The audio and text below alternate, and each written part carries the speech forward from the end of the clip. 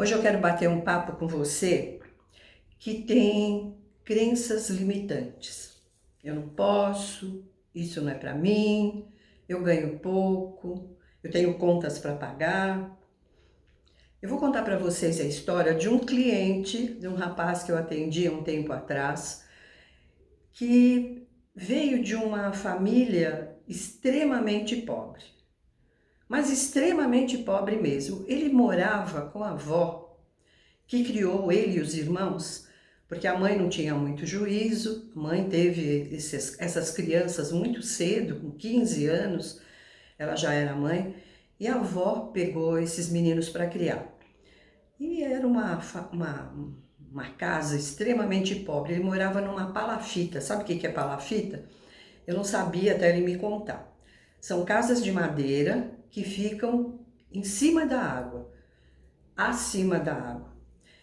E ele disse que era assim, era um horror. Ele via os ratos passarem, era um lugar sujo.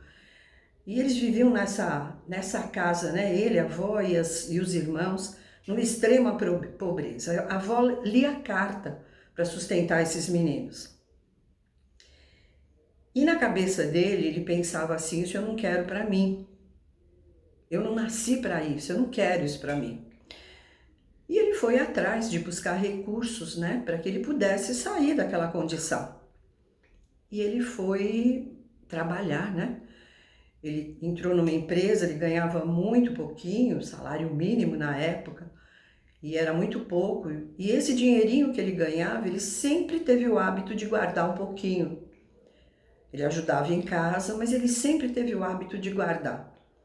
E o tempo foi passando, os chefes, né, o dono da empresa, começou a ver que esse rapaz era muito esforçado, pagou para ele uma escola para ele cursar, e ele foi melhorando de condição, né? Ele foi subindo de cargo.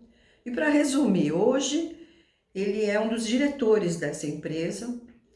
Ele é um diretor que atende clientes na América do Sul. E hoje ele é um homem muito próspero. Ele tem apenas 32 anos. Ele já tem um patrimônio. Ele começou a comprar pequenos imóveis e aluga esses imóveis. Continua ajudando a avó. E os irmãos continuam na mesma condição, que tiveram a mesma oportunidade dele. Apesar do empenho dele em ajudar, eles não saíram do lugar. Porque eles têm crenças limitantes. Talvez crenças limitantes como você, que acha que você ganha pouco, que acha que você tem aluguel para pagar, que você tem comida para comprar, que você tem contas para pagar. E você não sai do lugar, você não vai buscar recursos nem alternativas para sair do lugar.